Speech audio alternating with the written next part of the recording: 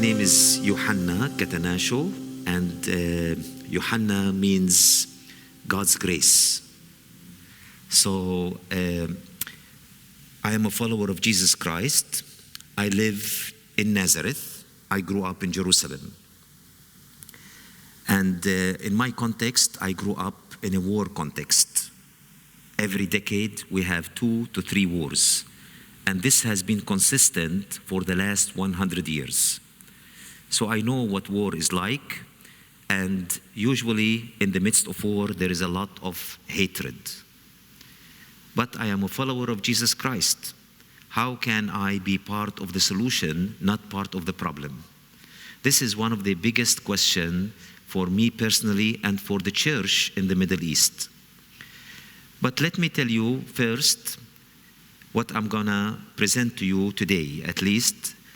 I will basically present to you a personal experience in the beginning. Then I will explain some of the historical dimensions. Later, my wife will give you more about the church and what God is doing in the church through the Bible Society. And then after that, I will address some theological questions, how the church of the Middle East view the issue of Israel, because it influences a lot how people perceive the conflict. So these are the things. I became a follower of Jesus Christ in the mid-80s through many dreams and experiences that I had, but I don't want to share at this point, but you are welcome to read about them if you are interested. When I became a follower of Jesus Christ, I started reading the New Testament. And I came to the Sermon on the Mount. And in the Sermon on the Mount, I came to the statement, love your enemies. Now, I was in shock that God is asking me to love my enemies. I didn't need to go to a dictionary to define the word enemy. I mean, I grew up in a context of hatred and enmity. I was very disturbed. I closed my Bible. I left my room. And I went to one of the gates of Jerusalem called Jaffa Gate. And inside Jaffa Gate, there is a Christian coffee shop there. And I went to drink some coffee. I love coffee. So I went to drink some coffee, and there on the counter, there was a flyer. And the flyer was with the title, Real Love. And it was a quotation from Isaiah 53, like a lamb being led to the slaughter. It was written in Hebrew and in English. I decided to take many of these flyers with me back to my room. I closed the door, knelt down to pray, and I said, God, I can't love my enemies. It's too difficult. Can we make a deal? Can we find a place in between? So I decided in my prayer, I said, God, I will put this flyer inside my ID card, and every time an Israeli soldier will stop me, I will give them my ID card, and they will open it. When they open it, they see inside this flyer. They will ask me, what is this? Because you're not supposed to put in your ID card papers and things like this. So then I will tell them, this is how my God wants me to relate to you. Because I know God, you hate lying. And I can't tell them I love them, but at least I can tell them this is how my God wants me to relate to you. So I started doing this day after day after day. Every day I was stopped 2 to 3 times at least. And I would do this every time. God started changing my feelings and heart, but I wasn't paying attention. One night, I was doing photocopying for the church. And the photocopier, the paper got jammed so many times. The political situation was very tense. Many people were distributing political flyers, writing political statements on walls, and there was an Israeli law saying that if you find a Palestinian writing something political on the walls or distributing political flyers, you call them, they don't stop, you are allowed to shoot them at the feet. It was midnight. It was a cold night. And I had all these Arabic church bulletin inside my leather jacket with the zipper up, and I had to go back home. As I was walking back home, I had to go through Damascus Gate, one of the gates of Jerusalem. And at the gate, there were 3 soldiers sitting. I saw them from a distance. I knew this couldn't be a very long night for me as a young Palestinian man. So I had a quick prayer and I said, Lord, I was doing ministry and your work, and now this is my reward. I am tired. I want to go home. Please deal with this. As I was going down, one of the soldiers crooked his finger, and I had to respond to this. So I approached the 3 soldiers. I wasn't thinking clearly. I unzipped the zipper of my jacket very quickly. They thought I'm gonna attack them. They put their hands on their machine guns and pointed their machine guns towards my head. Without thinking, I put my hand on my heart and I said, I love you. They were in shock and I was in shock. For a few moments, they didn't know what to do. Then they lowered their guns. And I started telling them about Jesus Christ. They said, we wish that all Palestinians are like you. I said, no, I wish that you are like me. God taught me that love is not only a feeling. Love is a decision that we have to make in order to honor Jesus Christ. And our love muscles grow stronger in the context of hatred. But love is not an excuse to abandon justice. Love is an opportunity to pursue justice with the right heart, with the right mind. And this is where Jesus was talking about loving the enemies. He was talking to people who basically wanted to bring revenge or hatred. And he was opposing that by saying, we can bring justice, but with the heart of love. So, if we disagree on what I will present today, I hope that you will have a loving heart by having patience to listen and to understand something that might be different. I am not saying this to promote hatred or to promote any kind of polarization. I am sharing my understanding of the story in order to seek peaceful solutions for both Palestinians and Israeli Jews so that we can live together in peace. So I will share with you a little bit background about at least the political, historical realities so that you understand a little bit of the history of the country, at least how Palestinians who are hoping to bring a future for both Jews and Palestinians together perceive this history. There are many dates that you can see. It's hard to know where to start. Some people start with Abraham, and I might talk about that later in the theological discussion. But at least in the recent history, many people can go back to First World War and then to Balfour Declaration in 1917. And I will talk a little bit about that. And I try to pick up all the dates with 7s as much as possible so that it will be easier for you to remember. So there are 1917, 47, 67, 87, and 2017, and October 7th eventually. So let me give you a little bit of some examples. People sometimes don't know who is fighting who, like because you say the Arab-Israeli conflict, but there are Arabs who have peace agreement with Israel, like Egypt, like Jordan, or like there are Arabs who are Moroccans, or there are Arabs who are Jews.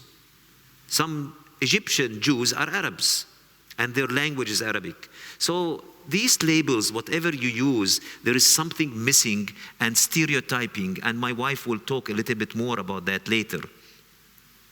So I want to say, people not only don't know like how to call the problem, they don't know also what is the problem. And they disagree in defining what is the problem. You talk to some Israeli Jews, and they say the problem is terrorists, the problem is Hamas, the problem is the Holocaust, the problem is there is no peace, or there is no security, or the economy is really not good.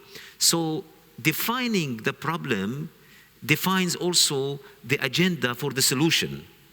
In many times, people have this agreement on how to see the problem. You go to the Palestinian side, in the West Bank, the problem is occupation, the problem is Zionism. Refugees are not coming back. There is no justice. The land, racial discrimination. So differences on how people see what is the problem. But not only that, there are differences on seeing what really happened. People don't agree what happened in the last 100 years, how it is done. You hear there's an Israeli narrative and there is a Palestinian narrative, and they disagree with what happened. Regardless, there are certain, at least, turning points in the history. Some of them, you know, in 1882, there was a group called Bilu that basically they were, as a result of the pogroms in Russia, they went to Isaiah 2:4 and looked at this expression, house of Jacob, let us go and walk in the light of the Lord. And they took in from the Hebrew the first letter from every word, and basically Bet, Yod, Lamed, Vav, and became Bilu. That's how they called themselves, because depending on this. So there was a religious dimension even in 1882, with some Jews looking at what they want for the future. So then there was also a secular dimension. And that was with Herzl, who wanted to have a state for the Jews, the Jewish state. And basically, the dream of Herzl was maybe in Palestine or even in Argentina. So he didn't necessarily specify only the land of Palestine. He just wanted a place. It wasn't a religious one for him. But for Bilu, it was a religious one. They wanted more the land of Palestine. So we have the first Zionist Congress. Things started moving in a particular direction. And basically, Britain was accepting the vision of having a Jewish place, homeland for the Jews. And so the Balfour Declaration basically said, we want to help in the establishment in Palestine of a national home for the Jewish people. Now, in that Balfour Declaration, they did not name the Palestinians, but they said it shouldn't have any prejudice in the civil and religious rights of existing non-Jewish communities in Palestine. Now the non-Jewish communities in Palestine, they are the Palestinians. And so, but they were not named by their name at that time. And so, whatever there were inhabitants in the land, this was not an empty land, they were inhabitants in the land of Palestine. So Palestine looked something like this in the Ottoman time, and that was Palestine. It included parts of Jordan, today's Jordan. But of course, the borders changed with time, with definitions. Later, Palestine excluded that Jordanian part and became this part, or the red side. So Britain came after World War I, and the British mandate started in Palestine. During the British mandate, there were many people who didn't like the British, whether Jews or Palestinians, and in some incidents, the Britain nominated both Jewish and Palestinian groups as terrorists. And so the thing is, Britain ruled from 1922, even the beginning, even after World War I, and all the way to 1947. During this time, Britain tried to find solutions to divide the land. So they said, let's give this yellow part to the Jewish community, and let's give this red part to the Arab community, and the green part, make it an international land, because, you know, people will come from Jaffa all the way to Jerusalem and Bethlehem area for pilgrimage and worship. And they call this is the Peel Commission. This didn't work. The people of the land did not accept this solution. Britain got frustrated, decided to leave the country and put all of Palestine in the hands of the United Nations. So Britain left in 1947. Now the United Nations has to decide what happens to the land. This gap created lack of leadership and people wanting to control the country. Who will control the country? The Jews, the Arabs, they are not agreeing on how to divide the country.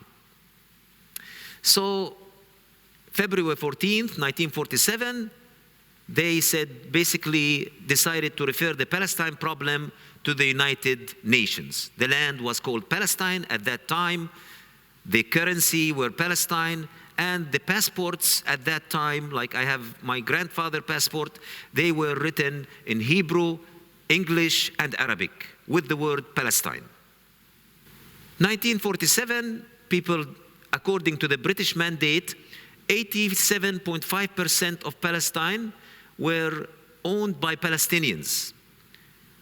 While Jews owned 6.6% of the land, the remaining were state land, 5.9%.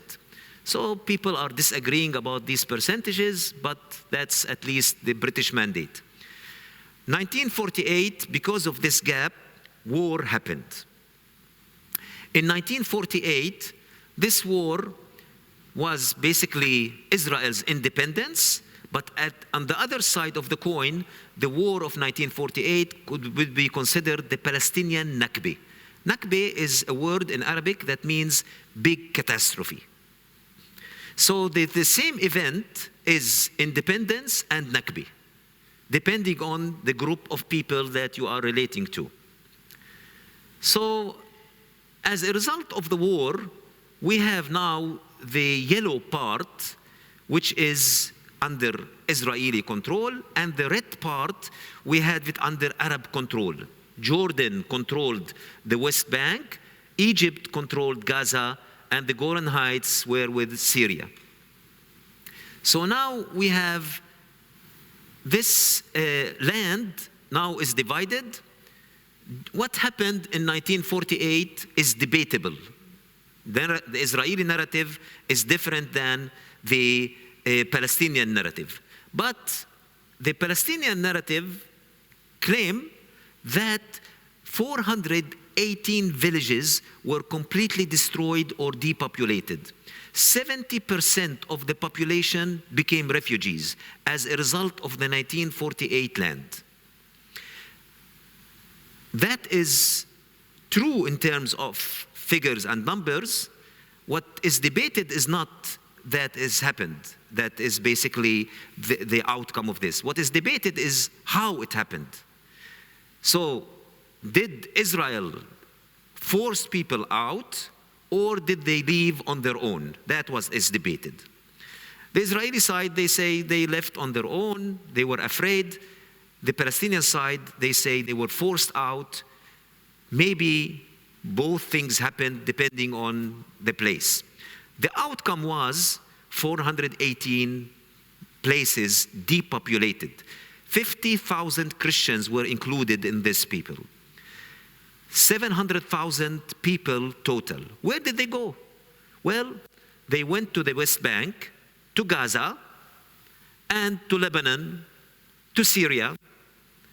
So they basically went to different places. Gaza was one of the places where it was like for middle upper class people. Nice beaches, nice homes. But with coming of all these refugees, the whole economy changed, the whole situation started changing in Gaza. Now, what happened, most of these people thought 1 week later they will come back to their homes. So they got their keys, their homes, and they thought we will come back. What is clear is that the UN made a resolution, it's called UN Resolution 194, which basically says refugees wishing to return to their homes and live at peace with their neighbors should be permitted to do so at the earliest date, and those wishing not to return should be compensated for their property. Unfortunately, the state of Israel at that time closed the borders between those, prevented people from coming back to their homes. This escalated the situation. Also, many Arab states like Iraq, like Syria, kicked out the Jewish Arabs from their states. So many Jews also were oppressed and brought out of their places. And some Israeli Jews, they would say 1 for 1. But regardless what happens, the Jews who were outside the Arab towns, like Syrian Jews, Egyptian Jews, Iraqi Jews, and there are even some Iranian Jews, those who came to Israel were integrated into the community. But the Palestinians, for example, who were in Egypt or who were in Lebanon, they were not integrated into the community. They lived in refugee camps. And even until today, they continue in Lebanon to live in refugee camps many decades later, and they are waiting to go back to their homes. And the same what happened with people of Gaza in this time. So it was a very painful picture for Palestinians, and many Palestinians believe that what is happening today in Gaza is actually similar to what happened in 1948. The Vatican tried to help during that time, and basically they said we shouldn't do the looting and desecration, and they tried to bring many solutions. From 1948 to 1966, the land that was taken by Israel in 1948 was under military law. The 30% who stayed in the land, 70% became refugees outside the land. The 30% who stayed in the land were internally displaced, and they were under military law. But Israel granted them citizenship. And I claim they are second-class citizens, but they became citizens. Those people who became citizens in Israel proper are Palestinian Israelis. They live like in Nazareth and Galilee. I am one of the Palestinian Israelis. So usually they speak 2 languages, Hebrew and Arabic. They are bicultural. They are different than the Palestinians in the West Bank or in Gaza, because now the Palestinians became fragmented. Israeli President Ben-Gurion at that time thought we have 2 main enemies, Muslims and the Vatican, because that's how the situation was at that time. Regardless, things kept escalating. 1967, another war happened. In the war of 1967, 400 villages were also destroyed. More refugees, 300,000 Palestinians were deported, lost their homes. So now people who escaped from the 1948 land maybe became refugees another time. And maybe they escaped, some of them, to Gaza and became refugees another time. So it's not like these people have been traumatized one time. It's like repetitive. And unfortunately, wars create a lot of victims. And so now we have Israel occupied the West Bank, Gaza Strip, the Golan Heights, and Sinai. They returned Sinai with Egypt when they did the agreement, but the West Bank and Gaza Strip continued to be under Israeli occupation. Now, we have now Security Council 242 trying to define that it's illegal for Israel to be in the West Bank and the Gaza Strip because that's an occupied land. And so it's the international community did not accept that this is part of the state of Israel. It's an occupied land, and it has to be dealt according to international law as an occupied land. Okay, the problem is between the English and the French description of the 242 is one definite article that is missing. So is it the occupied territories or is it occupied territories?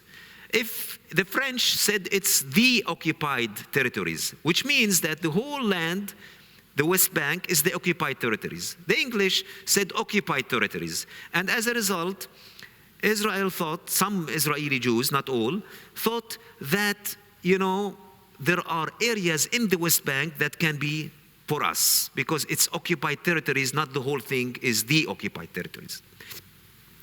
Regardless, because of this, settlement activities started.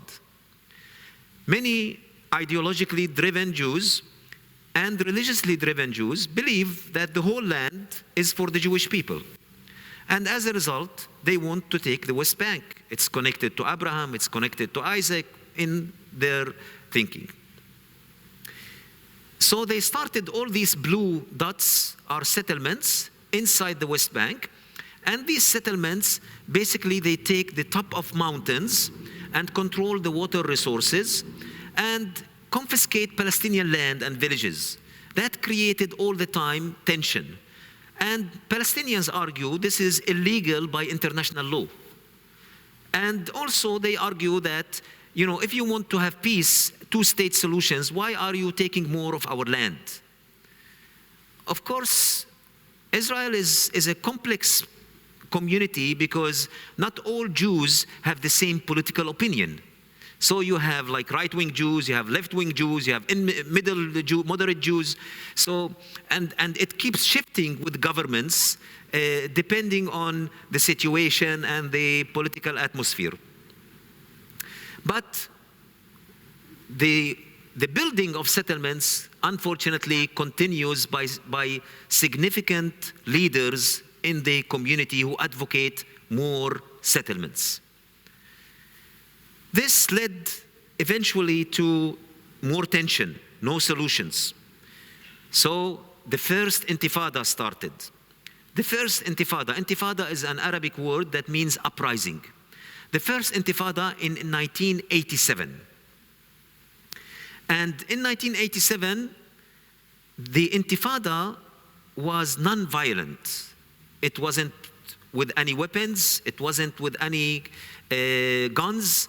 It was the Palestinians used stones, boycott, divestment.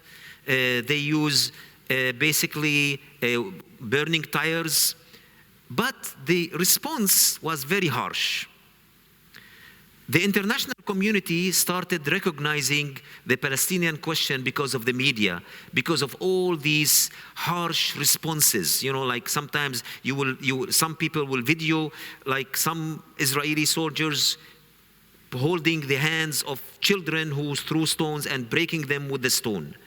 And things like this motivated the international community to try to help at least find solutions. Secret negotiations started and it ended up with the Oslo Accord. So we have the Oslo Accord by the help of many people, Norwegians included. And because of the Oslo Accord, they had different agreements. So they decided at first stage to give to Palestinians Jericho and the Gaza Strip. For Palestinians, this is like so small because of the whole country that they used to live in, but maybe it's the first step towards a long-term solution. So they were hopeful at this time, to the extent that many Palestinians were going and hugging Israeli soldiers, giving flowers after the Oslo Accord, and hoping that things will move in the right direction. Yasser Arafat, Yitzhak Rabin, with Bill Clinton, they came, they agreed, and they shook hands.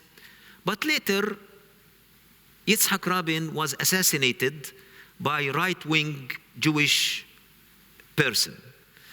And as a result of his assassination, the leading person who was pushing for a two-state solution agreement disappeared from the, radar. And as a result, things started deteriorating.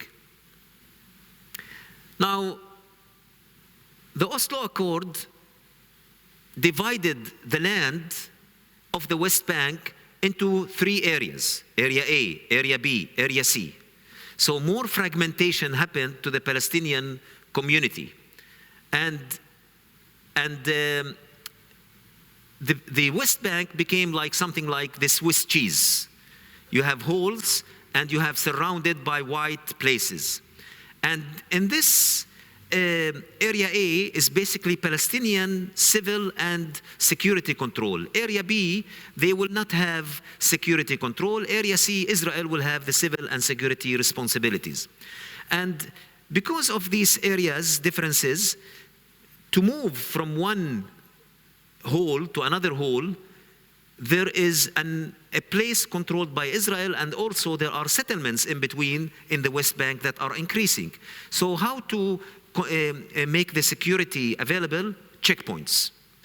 Hundreds of checkpoints started happening in the West Bank, not in the 1948 land, but in the 1967 land.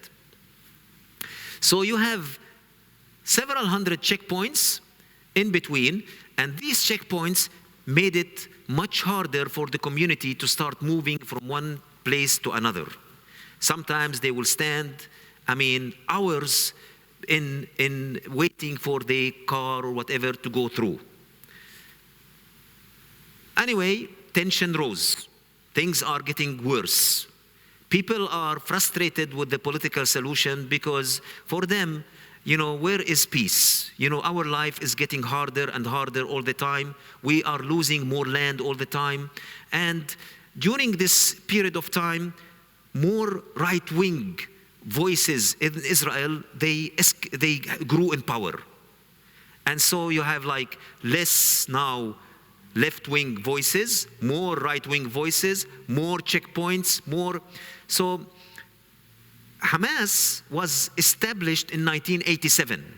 So it's not like always Hamas is the main problem of the whole situation. Hamas could be the problem maybe after 87, but not before. It wasn't there. So the thing is, but this narrative of division and problems, it's a long one. So what happened? More settlements, more division. 2000, another intifada. In 2000, we have a militant intifada now. And how did it start? It seems that it started with the Dome of the Rock. When Ariel Sharon, at that time, visited the Dome of the Rock, it provoked so many people. They want, this is like it's a Muslim site that is so full of tension if people try to control it or whatever, whether it's like, and some Jews want to build the temple there. So it's an area where it's so tense. Anything that happens there can cause the whole country to explode, especially if the political situation is difficult. But suicide bombing happened.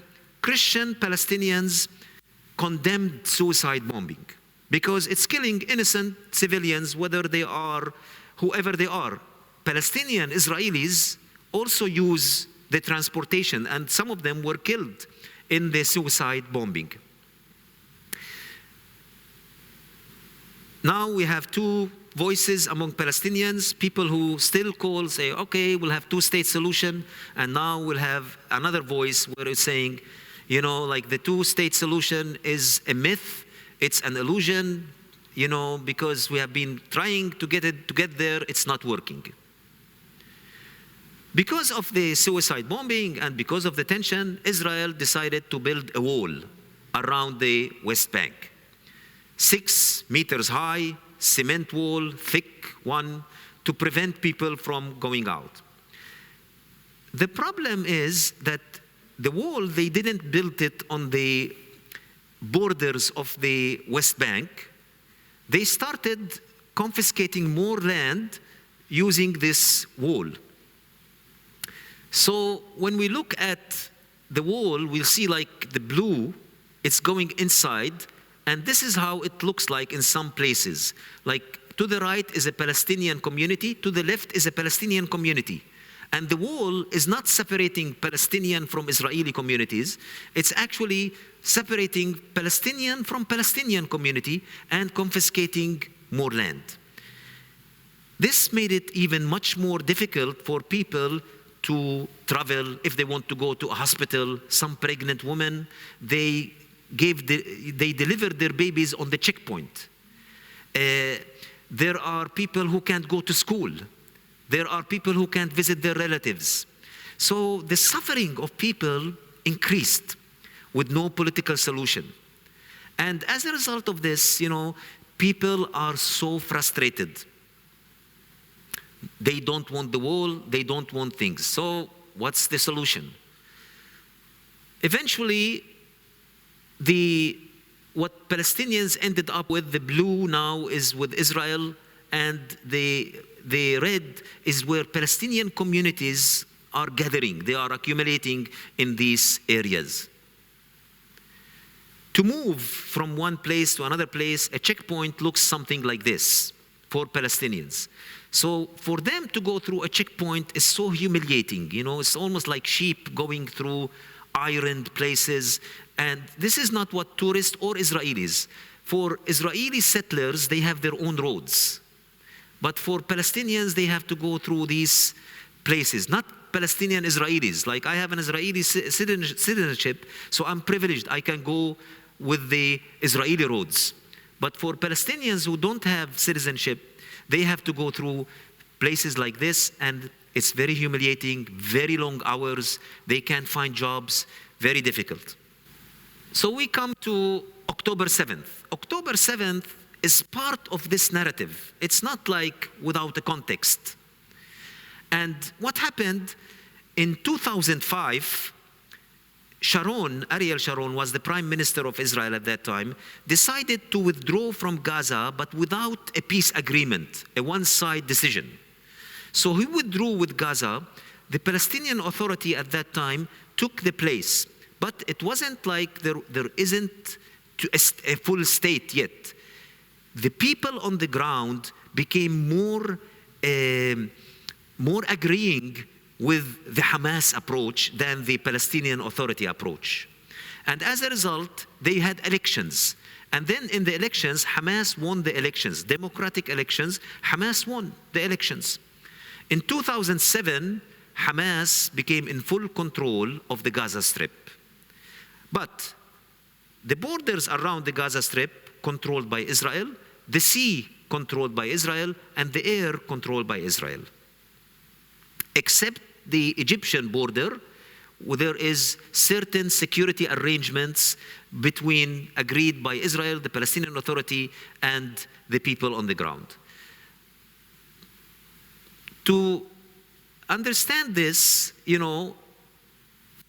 since 2007, at least 5 wars between, the Gaza Strip and Israel. All the time there is tension, because Hamas wanted to use a militant approach.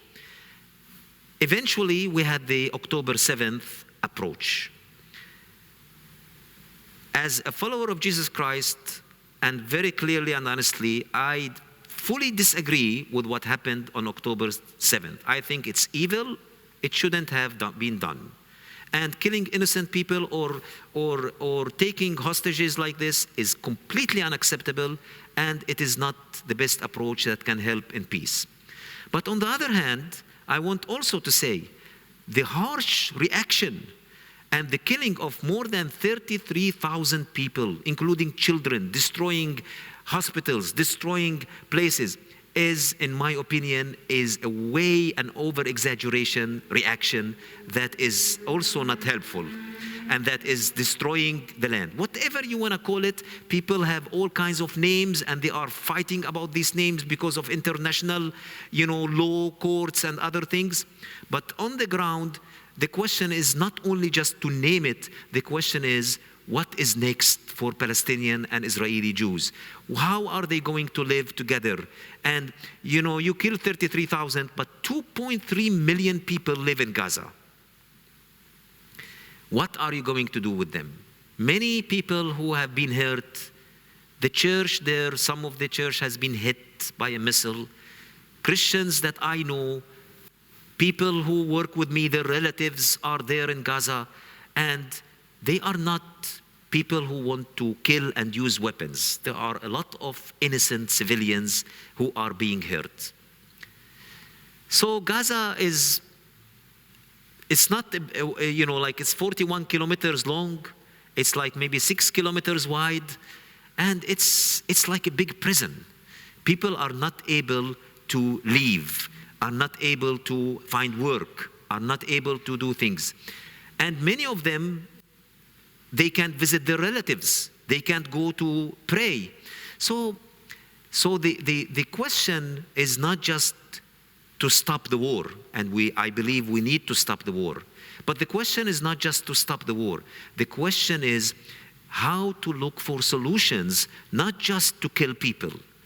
And I think, if people are just wanting to kill without providing a solution, it's not the best approach in my opinion. So I want to say that with all the destruction of hospitals, of destruction of educational systems, of destruction of, people have no medicine, people have no food. There is like the fear of starvation. We're trying to get food to the people of Gaza. It's not possible. I mean, we are living not very far, but we can't drive. It's closed. We can't go in. We can't give them food. We can't give them medicine. And this is very difficult. We are in contact, for example, with 900 Christians who are in 2 churches, and because they are located in there, and we call them, say like, what are you eating? They are eating canned food at this time, and it's not very easy to find food. And medicine, people who are sick are exposed now to getting to die very quickly. So how can I respond to this situation as a follower of Jesus Christ? I don't want to hate the Jewish people. I love the Jewish people. I don't want to hate Palestinians. Christ died for them, and Christ wants to save them. Can the church rise to the task and be a peacemaker? Can the church empower their brothers and sisters in Gaza, in the West Bank, in Israel proper, by partnering with them, by helping many leaders to create bridges? There are 2 million Palestinian Israelis, 2 million Palestinians who have Israeli citizenship, who speak Hebrew, who speak Arabic, who are bicultural, and people are overlooking that great potential in creating bridges. So I think that for the church, as painful as it might be, we need to be critical of what we know. We need to listen to each other. We need to learn maybe some of this information, because it's helpful, even though you might disagree with some details, but it's helpful for us to reflect on the story and to understand how can this lead us to Jesus Christ, the Prince of Peace, in which we can love practically both Palestinians and Jews, not only in feeling, but in creating a loving media, in creating loving social realities, in creating groups. I am part of dialogue. I am part of peacemaking with Jews, with Muslims, with others. And we have many projects, and my wife can share later about some of these projects in which we try to build bridges. But it's very unfortunate. It's much easier for many Christians around the world to support weapons and war rather than to support the church and peace. It's confusing for me as a follower of Jesus Christ. And whoever you are, whether you are a scientist, you are a politician, you are a doctor, you can be a peacemaker. and you can promote peace. Thank you very much for listening to me. I don't want to take the time from my wife. I will allow, later we can also have theological discussion about, the issue of Israel, and you will get maybe another perspective how we see the issues of prophecies and land. Thank you very much.